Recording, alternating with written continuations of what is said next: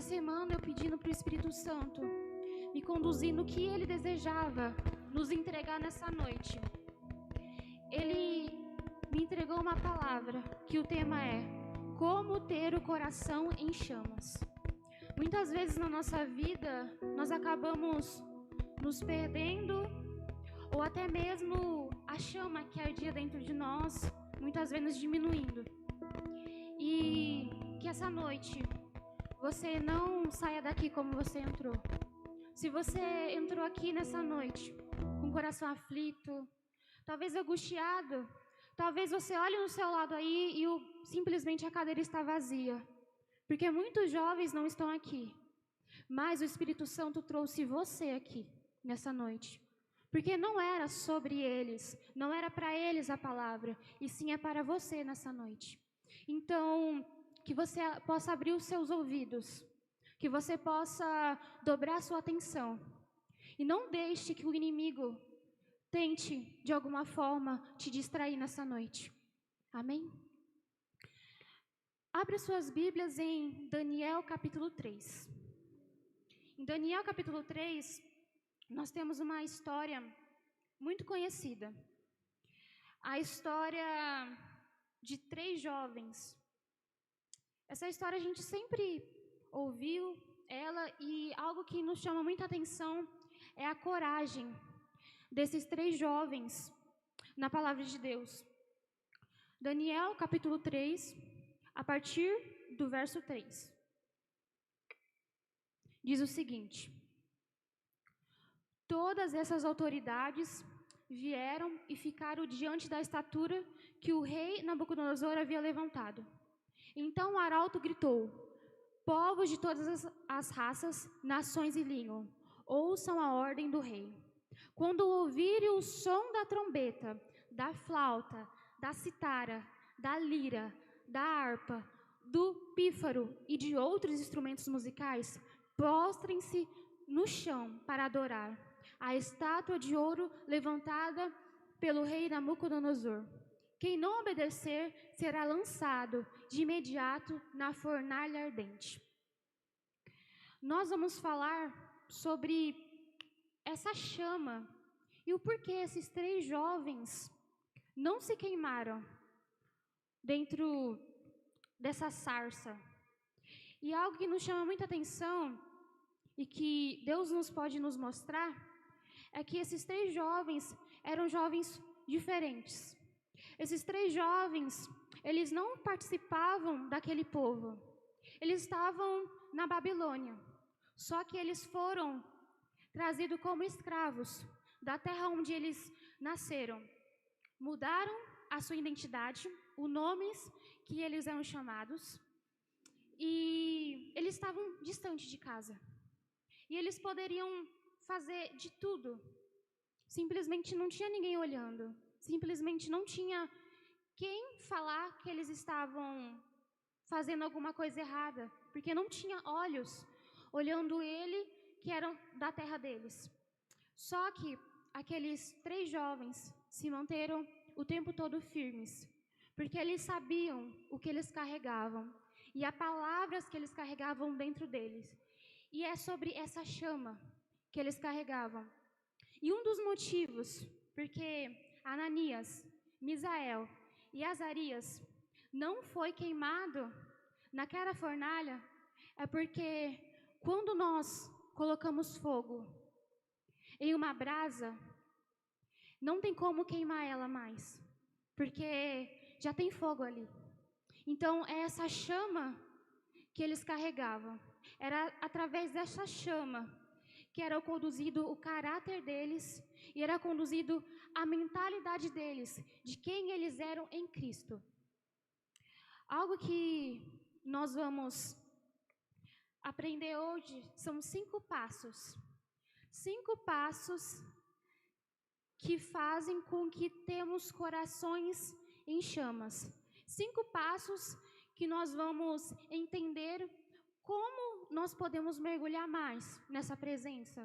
Como nós podemos mais ativar, talvez, dons, talvez ministérios desligados, talvez coisas que estão dentro de nós, que anos atrás, ou tempos atrás da nossa vida, nós sabíamos que nós tínhamos uma chama dentro de nós, mas por algum motivo da nossa vida, essa chama foi desligada, essa chama foi apagada.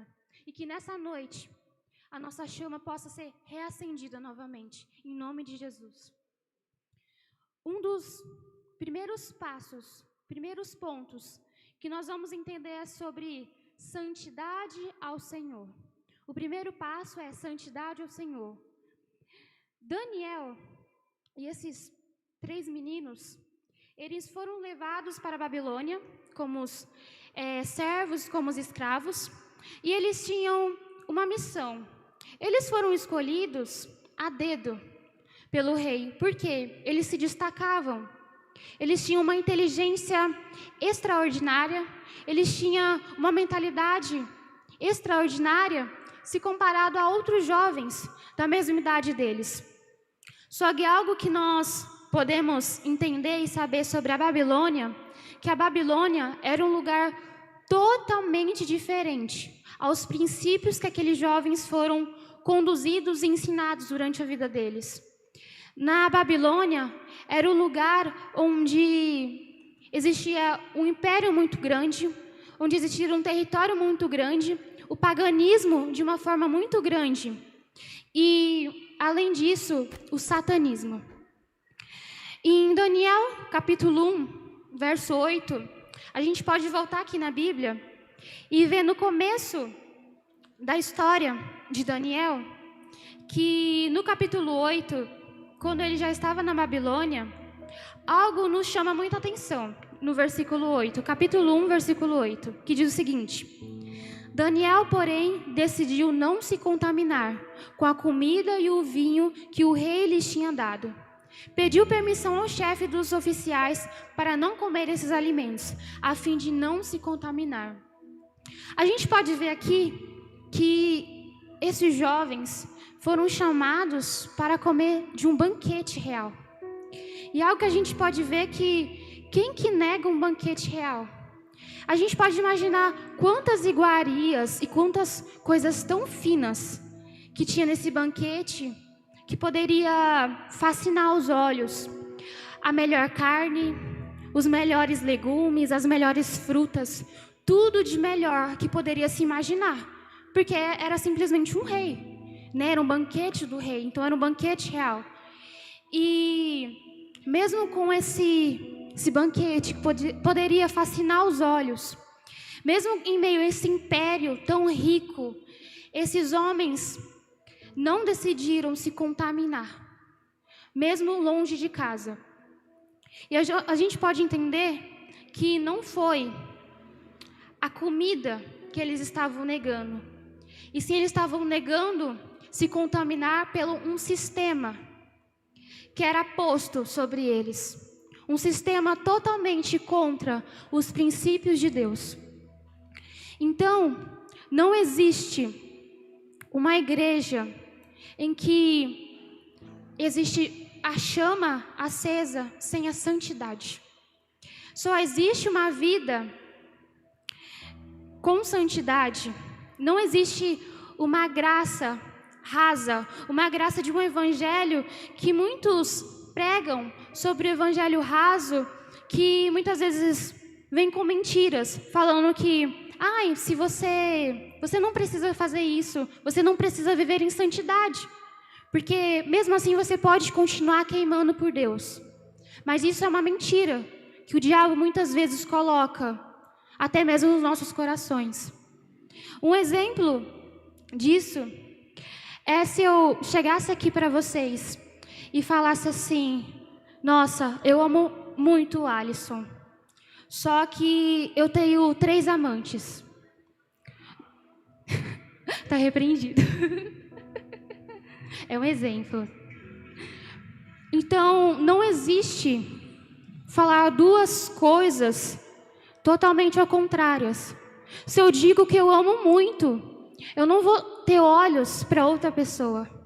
É a mesma coisa com a palavra de Deus, é a mesma coisa com a presença de Deus. Não tem como nós tentarmos andar por 2 caminhos. Nós temos apenas uma direção, que é a direção de Deus.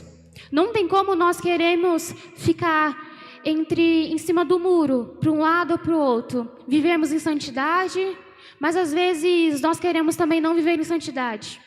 Não tem como. Ou nós vivemos em santidade, ou não vivemos em santidade. E algo que Deus nos ensina e nos fala nessa noite é que Ele quer que nossas chamas estejam acesas, não uma chama por outros ídolos, mas uma chama de uma geração que carrega a presença de Deus. E só tem como viver isso em santidade, nos caminhos do Senhor. Esses 4 jovens que aparecem em Daniel, mesmo no meio de tudo isso, mesmo nesse império da Bíblia, eles continuaram vivendo em santidade de acordo com o que a palavra de Deus conduzia eles. E algo que nós podemos entender sobre o que é santidade ou o que é ser santo é uma palavra na Bíblia que se chama kadosh. Essa palavra significa santidade ou separado. Só que quando nós falamos que algo é santo, não significa que isso é totalmente perfeito. Mas como assim? Não significa que nunca nós iremos errar. Não significa que nós nunca iremos vacilar e sermos 100% perfeitos. Porque nós sabemos que é quase impossível isso. Ou até impossível. Porque o único que foi perfeito que nós sabemos foi Jesus. Nós somos seres humanos. Nós somos falhos, nós erramos e nós somos pecadores. Só que um exemplo que nós podemos entender sobre santidade era os utensílios que eram utilizados no santuário. Eram coisas santas. Só que não se falava que aquilo lá era 100% perfeito. Não se estava falando que um copo não poderia ter uma mancha, não poderia ter um risco. O ser santo e ser santo na palavra de Deus, a santidade, significa que nós temos o objetivo de sermos separados e usados exclusivamente por Deus. Isso é ser santo. Não significa que nós não podemos errar, mas sim nós temos o entendimento que nós não vamos muitas vezes em outros caminhos, porque nós sabemos em quem somos e sabemos que nós somos separados exclusivamente por Deus. Isso é ser santo. E com tudo isso, a palavra de Deus nos fala e que muitas vezes o inimigo tenta nos colocar mentiras. E uma das mentiras nós podemos ver em Daniel, capítulo 1, no verso 10, que diz o seguinte: apesar disso, apenas disso, tenho medo do meu senhor, o rei. Ele determinou o alimento que vocês devem comer e o vinho que devem beber. Se ficarem com a aparência abatida, em comparação com outros rapazes da sua idade, temo que o rei mande cortar minha cabeça. Quem estava falando isso era o cozinheiro. Porque Daniel chegou nele e falou assim: olha, nós não nos contaminamos com essas comidas. Então, se o Senhor puder fazer comidas separadas para nós iremos comer essa comida separada. E algo que o inimigo nos coloca como mentira é essa aparência que ele fala, que se vocês ficarem com a aparência abatida em comparação com os outros rapazes da sua idade, temo que o rei mande cortar minha cabeça. A grande mentira hoje que o inimigo tenta nos conduzir é que se nós não fazermos as mesmas coisas que outros jovens, muitas vezes nós somos caretas, ou muitas vezes nós somos totalmente diferentes. Isso não se encaixa com o mundo onde nós vivemos hoje. Se você andar em santidade, você vai perder o melhor dessa vida. Você vai ser um jovem pálido, um jovem careta. E isso é uma das maiores mentiras, que muitas vezes nós acabamos caindo. De como que eu vou ser diferente se todo mundo faz? Como que eu não vou fazer se todo mundo está fazendo? Eu vou ser careta, todo mundo vai me zoar, todo mundo, não vai querer ser nem meu amigo. Isso é uma das mentiras piores que Satanás tenta nos impor hoje em dia. A mentira de Satanás, que muitas vezes pessoas fazem nós ouvirmos, impede de vivermos uma vida em santidade. Muitas vezes, hoje em dia, nós vemos que nós sermos crentes e servimos a Jesus, as pessoas nos acham muito careta. Você não bebe, você não fuma, você não faz isso, você é muito careta. Mas nós podemos lembrar também de uma das mentiras, lá no Jardim do Éden, que Satanás também quis impor. A serpente, lá no jardim, falou o seguinte para a mulher: é verdade que você não pode comer nada desse jardim? Mas Deus não falou que eles não poderiam comer nada. Deus falou o seguinte: tudo isso que tem aqui no jardim que eu fiz, foi exclusivamente para vocês poderem contemplar, para vocês poderem viver tudo que tem aqui. Só que Deus deu apenas uma ordem. Existe uma árvore que eu quero que vocês não toquem nela. E a serpente veio com essa mentira. Então vocês não podem comer nada do que Deus fez aqui? E nós caímos, às vezes repentinamente, em mentiras tão pequenas assim. E o que ele tenta colocar dentro de nós, dentro do nosso coração do homem, é que Deus é um estraga-prazeres, que a santidade vai fazer você se perder o melhor dessa vida. E isso é uma mentira. Deus, nós sabemos que Ele é a fonte de todos os prazeres. Nós sabemos que Deus que criou o prazer. E quando nós estamos firmes deles, nada, outros prazeres nesse mundo e nessa vida se compara com o que é o prazer de viver totalmente santo na presença de Deus. Muitas vezes nós achamos que se nós não fazermos, nós não bebemos, nós não fumarmos, nós vamos perder muitas coisas. Mas existem outros prazeres. O prazer da presença de Deus. Nada se compara ao prazer da presença de Deus. Não se compara às bebidas, aos prazeres desse mundo. Porque Deus é a fonte de todos os prazeres. E um convite que Deus nos faz sobre santidade é para você se deleitar completamente nele. Porque Ele nos diz que existe mais na nossa vida. Muitas vezes mais do que nós podemos conhecer. E que possamos pedir: Deus, eu não quero não viver uma vida em santidade, mas que o Senhor me apresente outros prazeres. Que o Senhor pode me contemplar, que o Senhor pode me colocar no lugar disso. Que eu não possa cair ou vacilar, mas sim viver uma vida 100% na presença de Deus.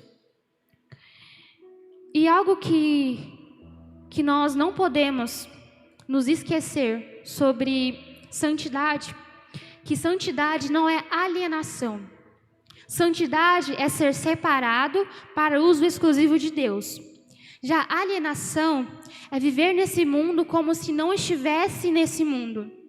No versículo 17 de Daniel, diz assim: Deus concedeu aos 4 rapazes aptidão em comum para entender todos os aspectos da literatura, da sabedoria, e a Daniel concedeu a capacidade especial de interpretar sonhos e visões.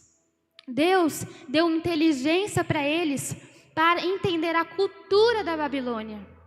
Algo que muitas vezes a gente pode achar estranho, mas não. Mesmo eles em um lugar que era distante do povo deles, mesmo eles distante de um lugar que eles poderiam viver 100% o que eles acreditavam, Deus estava conduzindo eles para a Babilônia, para serem diferença naquele lugar. Eles eram meninos de destaque naquele lugar. E algo que destacou muito, que o rei achava super interessante e fascinante, era a inteligência deles. Então, uma vida de santidade não é uma vida de alienação. Mas como assim? No versículo 19, continua assim: o rei conversou com eles e nenhum o impressionou tanto quanto Daniel, Ananias, Misael e Azarias. E assim passaram a servir ao rei. Sempre que o rei os consultava sobre alguma questão que exigia sabedoria e discernimento, observava que eles eram 10 vezes mais capazes que todos os pagões e encantadores do seu reino. Então, se vocês acham que o rei, quando chamavam eles, perguntava simplesmente sobre questões bíblicas, sobre a escola dominical, ou sobre, sei lá, quem era o avô de Abraão, era muito mais profundo do que isso. As perguntas que o rei perguntava para eles eram sobre ciências, filosofia, cultura da Babilônia, e eles sabiam 10 vezes mais do que aquelas outras pessoas que viviam ali.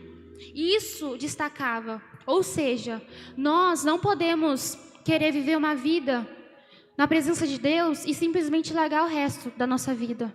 Não é porque nós estamos dedicando a nossa vida 100% para o reino de Deus que nós, por exemplo, vamos parar de estudar. De forma nenhuma. É nesses aspectos que nós pegamos e nos destacamos. Nós não fomos chamados para representar o eterno no meio de uma... Na verdade, nós fomos chamados para representar o eterno no meio de uma geração caída.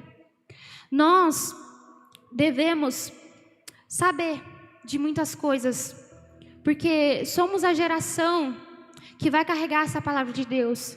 Somos essa geração que precisa entrar no meio e se camuflar muitas vezes no meio de coisas do mundo. E uma frase que chama muita atenção é de um autor chamado Davi Lago. E ele diz assim: temos uma geração que quer mudar o Brasil e não sabe a história do Brasil, não sabe a geografia do Brasil e não tem coragem, muitas vezes, de entrar em um museu porque acha que ali não pode ter algo que você pode aprender para ser usado no reino de Deus. Nós precisamos saber muitas coisas. Para nós sermos chamados e levarmos a palavra de Deus, por exemplo, para fora do Brasil, algo tão simples, nós precisamos saber o inglês, para nós conseguirmos passar a palavra de Deus. Então, são coisas tão pequenas que nos faz ter a diferença, assim como esses jovens.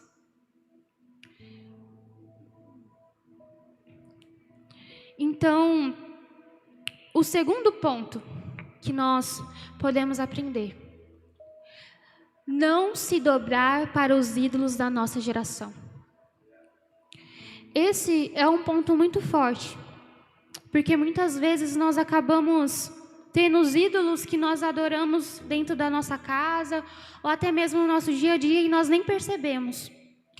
Em Daniel, capítulo 3, no verso 4, que nós lemos no começo, falou que foi feito uma estátua para eles adorarem, para se prostrarem de Nabucodonosor. Só que quem são essas pessoas que nós tem a chama hoje em dia? Quem será que tem a coragem de não se prostrar hoje para os ídolos de hoje? Se muitas vezes se colocasse uma estátua Aquela estátua fala que ela tinha 26 metros de altura. Era uma estátua que poderia ver de longe. Existia um destaque sobre aquela estátua. E muitas vezes não estamos em chamas por medo de nós não queremos queimar nessa geração. Mas como assim? Muitas vezes talvez a vergonha. O que é esse queimar? O queimar na presença de Deus é muitas vezes nós entrarmos na nossa escola, na nossa faculdade, e nós termos vergonha de orarmos por um colega, porque nós temos medo do que as pessoas irão pensar. O que será que as pessoas irão pensar? Ah, eu sou crente, sou careta. E isso é algo que a nossa geração tem muito forte, o medo de ser, hoje em dia, cancelado. Queimar na presença de Deus, muitas vezes nós vamos perder as nossas reputações ou o nosso destaque. Porque quando nós estamos queimando, quando estamos na presença de Deus, nós não iremos aceitar se dobrar para outros ídolos. Mas quem são esses outros ídolos da nossa geração? Talvez não seja como, por exemplo, essa estátua de Nabucodonosor, uma estátua gigante que nós temos que nos prostrar e adorar. Não. O nosso maior ídolo, hoje em dia, que nos prende muito, se chama narcisismo. O narcisismo é quando nós olhamos para nós mesmos. Nós queremos muitas vezes adorar a nós mesmos. E nós vivemos em uma geração de narcisismo. Nós vivemos em uma geração, hoje em dia, de pessoas que a gente pode ver, por exemplo, antigamente, as câmeras dos celulares eram apenas na parte de trás. Hoje em dia, é na parte da frente, para nós tirarmos selfies e fotos.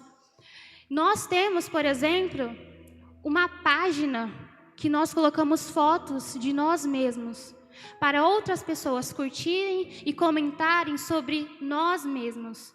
Para nós, muitas vezes, levantar o nosso ego. Muitas vezes nós levantarmos o nosso próprio orgulho. E nós nem, muitas vezes, percebemos isso.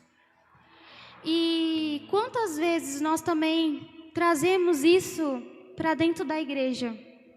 Às vezes nós vemos para o culto e na hora de nós escolhermos a nossa roupa, é claro que nós queremos a melhor roupa. Mas às vezes nós queremos pegar aquela roupa mais nova para colocar e as pessoas elogiar a nós mesmos, para nós nos sentirmos importantes nós mesmos. E isso é o narcisismo da nossa geração. É o narcisismo que são coisas tão pequenas que Satanás, de uma forma tão rasa, vai indo, impõe para nós. E acabamos nos perdendo no meio do caminho. E hoje, se nós formos lá fora e tivesse uma estátua erguida, essa estátua seria de quem? De nós mesmos. Então nós estamos sendo convencidos por Satanás para sermos adorados todos os dias. E então quando nós queremos e decidimos viver mergulhados na presença de Deus, nós arrancamos todas essas coisas. E as frases que nós podemos ver na nossa geração são frases que a gente fala assim: ah, nada a ver. Você é o que você sente. Seja fiel ao que o seu coração está falando. Siga o seu coração. E isso está dizendo: se prostre diante de você mesmo. Se adore, se louve, seja a sua estátua, mas seja a maior estátua que as pessoas possam ver e adorar. A você mesmo. Mas quem será que terá coragem de não se dobrar diante desse ídolo? que é o narcisismo hoje em dia. Quantas pessoas hoje, por exemplo, gastaram horas antes de sair de casa para pegar a melhor roupa, as melhores coisas. Hoje em dia nós vivemos, por exemplo, em uma sociedade que nós queremos usar roupas de marca. Ai, eu uso Nike, Adidas. Ai, eu quero usar um telefone, um iPhone, por exemplo. São marcas, são coisas tão simples que muitas vezes nós adoramos sem nós mesmos percebermos. São marcas, são coisas tão fúteis. Pessoas, influencers, que muitas vezes as pessoas se matam para poder ter atenção de uma pessoa que está lá do outro lado do telefone. Pessoas, por exemplo, que jogam futebol, grandes astros do futebol, grandes astros da TV, e pessoas se matam para adorar essas pessoas. Isso são os ídolos de hoje em dia, ídolos que são tão fúteis. E cuidado, muitos de nós estamos vivendo um narcisismo gospel, e é o pior que existe. Nós podemos até julgar muitos caras que ficam querendo ser o top atrás de dinheiro, querendo ser o top e se destacar através da sexualidade, mas o mais satânico é querer estar atrás de Deus para ser o top. Ficar atrás de Jesus e simplesmente pedir nas nossas orações: Senhor, me faça o top, Senhor, que as pessoas possam me notar, que as pessoas possam olhar a mim. Muitas vezes a gente se perde, vamos levar o Evangelho, mas o Evangelho eu quero que leve através da minha boca. Vou levar a palavra de Deus, mas eu quero que seja através de mim, para as pessoas olharem e falar: foi aquela pessoa que fez, olha, foi aquela pessoa que se destacou, para elogiar nós. Mas não é sobre nós, é sobre Ele, tudo tem a ver com Ele. Na palavra de Deus diz: eu não vivo mais eu, mas é Cristo que vive em mim. Se alguém quiser ser o meu discípulo, Jesus disse: negue a si mesmo e tome a sua cruz e siga-me. Os discípulos que Jesus quer são discípulos que têm que carregar a sua própria cruz. Discípulos que vivem pendurados no madeiro, porque não faz mais nada pelos seus próprios interesses. Mas nós devemos voltar à essência. Não é o que vão pensar de mim, e sim o que vão pensar de Cristo ao me verem. O que vão pensarem de Cristo quando me ouvirem falar. O que vão pensar de Cristo através da minha vida, através da minha forma de falar, através da minha forma de se vestir, através da minha forma de viver. É Cristo que deve se destacar através da nossa vida, e não nós. Precisamos nos libertar disso. E quem são os em chamas? Aqueles que abriram mão da cultura do espelho e agora, com os olhos fixos em Jesus, vivem para a glória de Deus e para cuidar do próximo.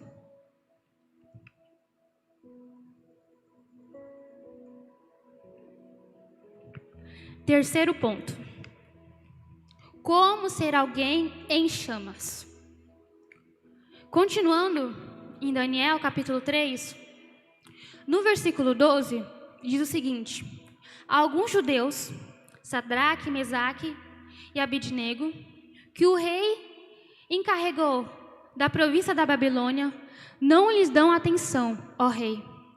Recusaram-se servir seus ídolos e não adorar a estátua de ouro que o rei levantou. Então Nabucodonosor se enfureceu e ordenou que trouxesse Sadraque, Mesaque e Abidnego quando eles foram conduzidos à presença do rei. Eles lhe disse: Sadraque, Mesaque e Abidnego, é verdade que vocês recusam a servir meus deuses e a adorar a estátua que eu levantei? Eu lhes darei mais uma chance de se prostrarem e adorarem a estátua que fiz quando ouviram os sons dos instrumentos musicais. Se, contudo, vocês se recusarem, serão lançados de imediatamente na fornalha ardente. E então que Deus será capaz de livrar-os da minha mão. Isso foi um dos funcionários do rei, um X9, que chegou no rei falando que Sadraque, Mesaque e Abednego, eles não queriam se prostrar naquela estátua. Mas nós podemos ver algo para nós aprendermos sobre isso, é que eles em nenhum momento tomavam decisões individuais. Eles estavam de uma forma coletiva, os 3 jovens. Ou seja, nós precisamos, para nós sermos incendiados, precisamos da nossa comunidade, precisamos um dos outros. Não adianta nós queremos se incendiar sozinho. Quando nós nos cairmos, às vezes, se nós estivermos com um amigo do nosso lado, ele vai nos ajudar a levantar e nos incendiar novamente. E era sobre isso, sobre esses 3 jovens. Em nenhum momento foi Sadraque falar com o rei sozinho. Não, eram os 3. Nós não vamos adorar essa estátua. Nós não vamos se prostrar a esse Deus. E isso também nos chama a Atos capítulo 2. Lá, no pré-avivamento e no pós-avivamento, estavam todos juntos, no mesmo lugar em oração. Um jeito só de se colocar em chamas, unidade no Senhor. E essa é uma das bases que nós se perdemos também.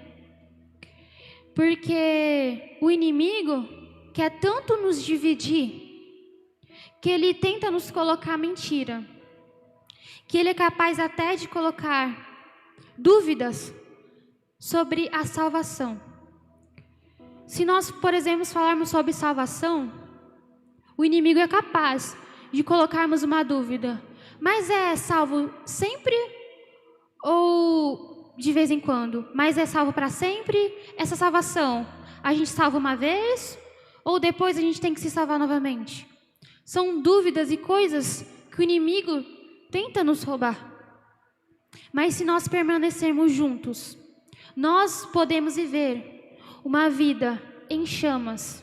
Viver uma vida numa igreja verdadeira. Mas não podemos romantizar isso, porque isso dói.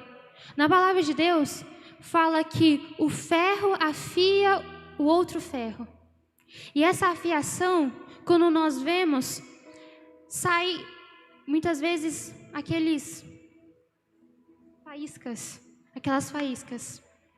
E é sobre isso, sobre uma aliança que temos, um compromisso de aceitar o fato que vamos machucarmos muitas vezes nesse processo.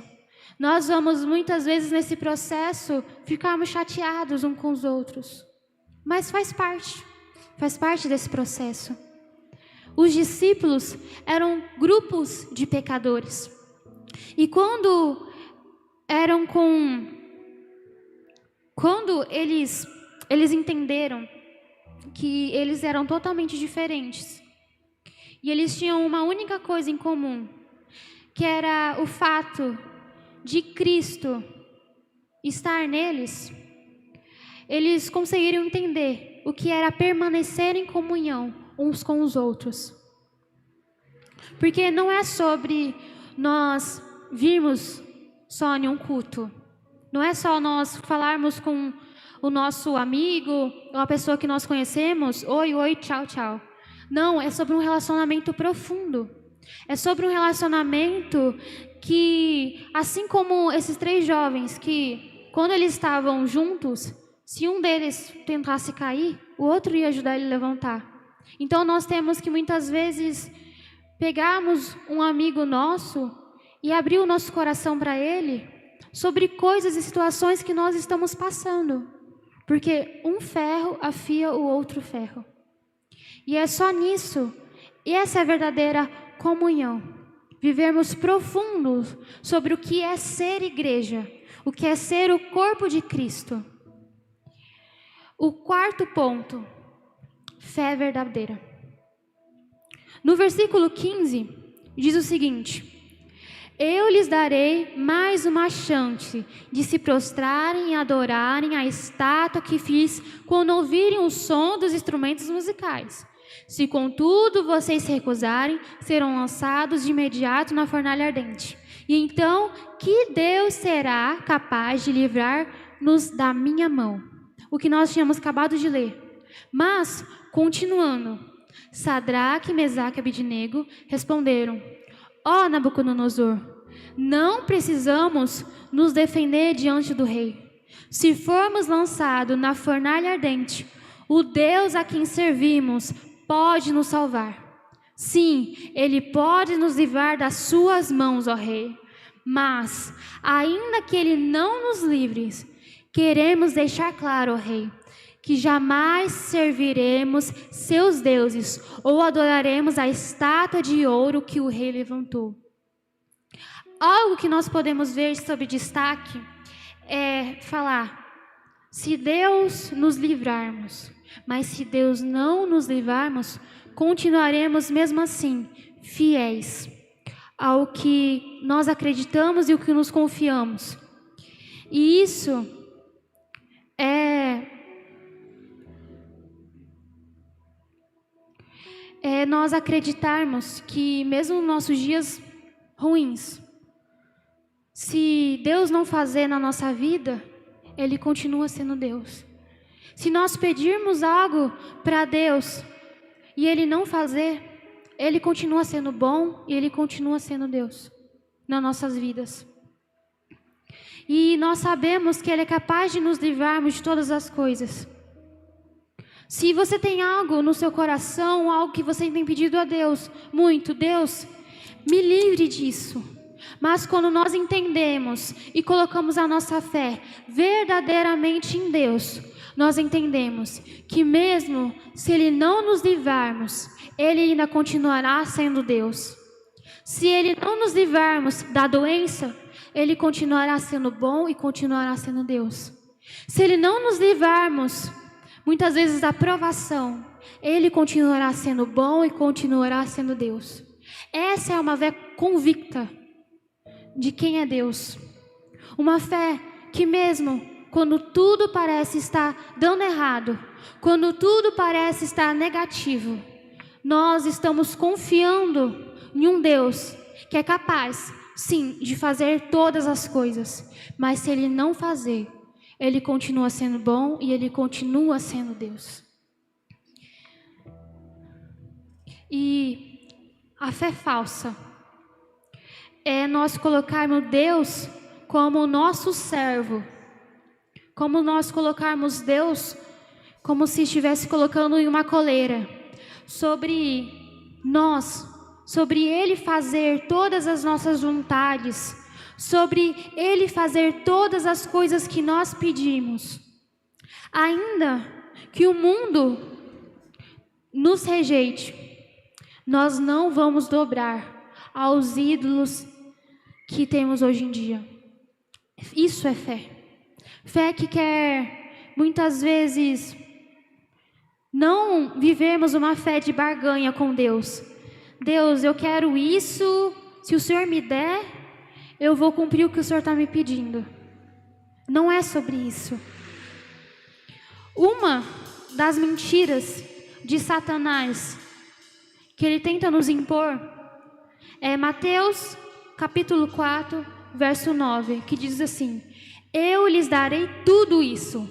Declarou: basta-lhe ajoelhar-se e adorar-me. Isso não foi Deus que nos falou. Se vocês me adorarem e se prostrarem diante de mim, eu te darei tudo. Não. Quando nós vemos nos versículos anteriores aqui, nós vemos que foi uma fala de Satanás. E às vezes nós carregamos esse pensamento no nosso coração, achando que é uma coisa que vem de Deus, mas não é uma coisa que vem de Deus.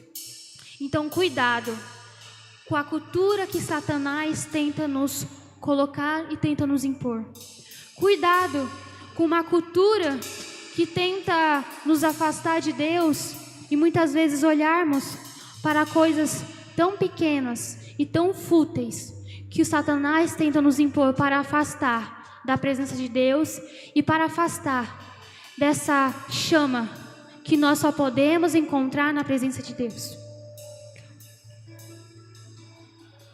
Porque o verdadeiro evangelho é o que Deus não é sobre se nós adorarmos a Deus, Ele nos dará tudo. Porque sabemos que Ele já nos deu tudo. Sabemos que Ele já entregou o seu próprio Filho para morrer por cada um de nós. O que mais nós queremos na nossa vida do que a presença dEle? O que mais nós estamos querendo na nossa vida? Coisas tão vãs e coisas tão fúteis, se comparado à glória e à presença de Deus. Porque se temos a Cristo, nós temos tudo. Não precisamos de ídolos, não precisamos nos comparar com outras pessoas, com outros famosos, não precisamos nos comparar com outros adolescentes, com outros jovens, não precisamos nos comparar com influencers, porque se temos a Cristo, nós temos tudo. Ele é o tudo na nossa vida. Ele é o único capaz de suprir todas as nossas necessidades, porque Ele conhece a cada coração. Ele conhece tudo que nós precisamos. E nessa noite, se coloque em pé. Que nessa noite você possa entregar tudo a Deus. Esses pontos, eu finalizo com o último ponto, que é a presença de Cristo em nós. Em Daniel capítulo 3, no versículo 19, diz o seguinte: Nabucodonosor se enfureceu tanto com Sadraque, Mesaque e Abednego, que o seu rosto ficou desfigurado de raiva. Então ordenou que a fornalha fosse aquecida 7 vezes mais do que se costumava.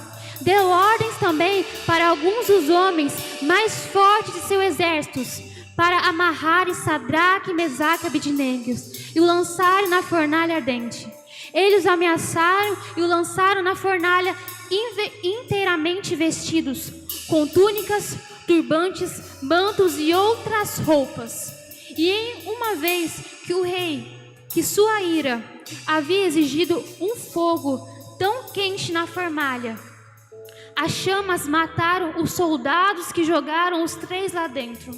Assim, Sadraque, Mesaque e Abednego, amarrados, caíram nas chamas intensas. De repente, porém, o rei Nabucodonosor levantou espantado e disse aos seus conselheiros: Não foram 3 homens, os homens que nós amarramos e lançamos na fornalha? Sim, ó rei, eles foram.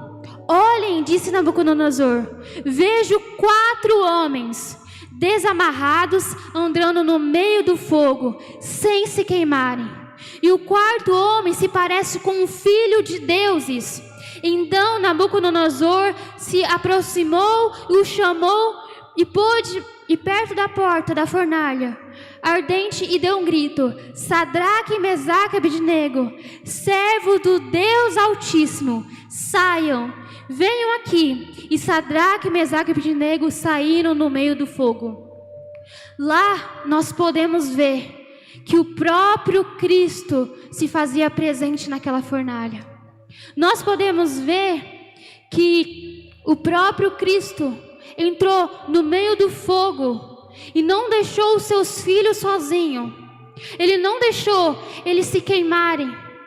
Eles não se queimaram porque eles entendiam quem eles eram em Cristo.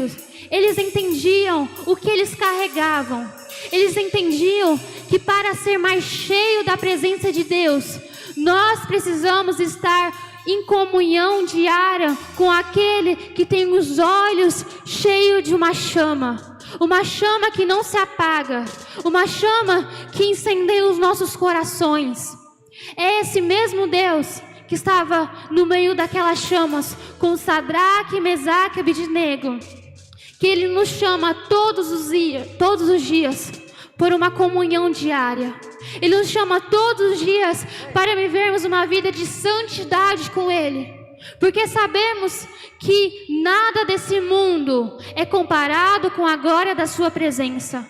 Nada desse mundo é comparado com essa presença que nos limpa, que nos purifica todos os dias da nossa vida. Muitas vezes, quando nós lembramos de um dia de Santa Ceia aqui na igreja, quando nós comemos aquele pão e bebemos aquele suco, nós podemos entender que Cristo se faz presente dentro de nós. Ele faz parte de nós. Ele faz parte de nós mesmos. E Ele quer que nós vivemos uma santidade de acordo com a sua palavra. Paulo nos diz que nós podemos perder tudo, mas se tivermos a Cristo, isso não é perda, isso é ganho. Nós podemos entender e talvez até ter um pouco de inveja dos discípulos que caminharam com Cristo por todo esse tempo, tiveram um gostinho de contemplar a sua face e estar presente. Mas nós não esquecemos todos os dias que Cristo e sua glória habita dentro de nós. Que nós possamos nessa noite entender que esse homem que habita em nós dá o espaço. Nós devemos dar o espaço para Ele queimar em nós o nosso coração. Nós devemos dar espaço para esse Deus arrancar todos os falsos ídolos, todos os falsos deuses, todos os falsos altares que todos os dias nós colocamos na presença de Deus. Jovens, vivam uma vida de santidade. Jovens, Cristo nos chama, jovens, vivam uma vida que vocês não vão ganhar aqui na terra. Vocês vão perder, mas vocês vão ganhar na glória que não podemos comparar. Uma glória que há de vir, que estaremos na presença de Deus e viveremos no meio dessa glória. Que você possa fechar os seus olhos nessa noite. Feche seus olhos e que você possa entregar como você nunca entregou. Que você possa ser a boca de Deus. Que você entenda, como nos cultos passados, que você carrega a palavra de Deus dentro de você. Então, abra sua boca e profetize. Abra sua boca e fale com Deus. Abra sua boca e entregue tudo nos caminhos de Deus. Abra sua boca e entregue totalmente a sua vida a Cristo. Peça mais desta chama. Essa chama, se você um dia carregou essa chama no seu coração e essa chama foi apagada, peça, Espírito Santo, coloque lenha aonde não tem mais lenha. Que o Senhor possa arrancar todos os outros ídolos. Que o Senhor possa arrancar todas as lenhas que já estão apagadas. E coloque uma nova lenha no nosso coração. Coloque um novo desejo todos os dias na nossa vida de adorar apenas um Deus. Nós não iremos nos prostrar aos deuses deste tempo. Nós não iremos nos prostrar aos falsos deuses desse tempo. Nós não iremos nos prostrar ao narcisismo de olharmos para nós mesmos, porque não é sobre nós, é sobre Cristo através de nós. Não é sobre eu segurando o microfone, é sobre o que Cristo quer nos falar. Não é sobre quem está cantando, quem está tocando, é sobre o que Cristo quer nos entregar. Então, que nessa noite você entregue a sua vida e o seu coração. Cristo, eu quero mais de Ti. Cristo, eu quero conhecer mais de Ti. Eu quero sentir essa chama. Eu quero que o Senhor renove tudo dentro de mim. Eu quero que o Senhor renove tudo que um dia esteve ali e foi apagado. Peça ao Espírito Santo. Peça ao Espírito Santo. Ele tem mais. Ele tem mais. E nessa noite Ele nos diz: há mais, há mais. Nós podemos mergulhar mais profundo. Não é sobre o raso que nós queremos andar.